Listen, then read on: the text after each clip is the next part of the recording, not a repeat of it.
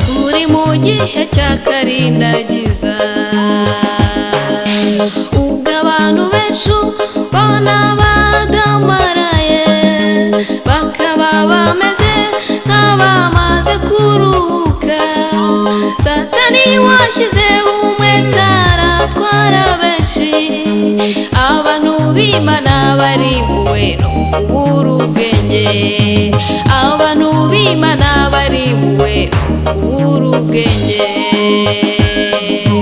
Turi mu gihe cy'akarindagiza, ubwo abantu benshi bona badamaraye, bakaba bameze nk'abamaze kuruhuka. Satani washyizeho umwete aratwara benshi, abantu b'Imana barimbuwe no kubura ubwenge, abantu b'Imana barimbuwe no kubura ubwenge. Si uko utabwiwe kandi si uko utumvise, urerekwa ntureba kandi urabwirwa ntiwumva. Ubwo ubuze ubwenge yo nanjye ndakuretse, nzagukina ku mubyimba ibyo watinyaga ubibonye.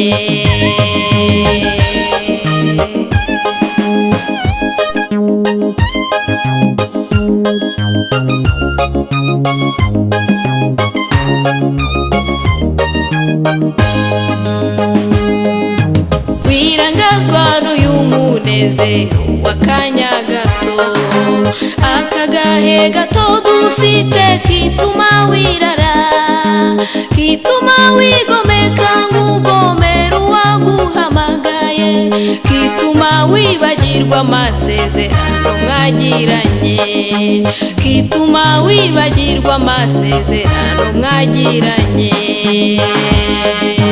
Wirangazwa n'uyu munezero w'akanya gato, aka gahe gato dufite kituma wirara, kituma wigomeka nk'ugomera uwaguhamagaye, kituma wibagirwa amasezerano mwagiranye, kituma wibagirwa amasezerano mwagiranye. Hasigaye agahe gato cyane k'imbabazi, ku buryo nawe niba ubishaka bikitwa uyu munsi wahungishwa umujinya w'Imana ugiye gutera, kuko ari nta jambo na rimwe Imana ivuga ngo rihere.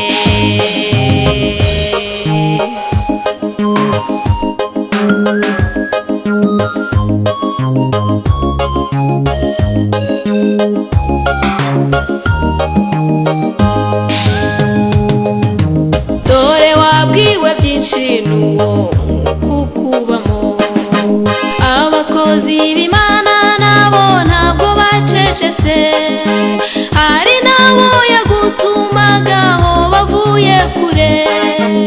Ibuka kwa kamenyero kaje inkware mu mutego,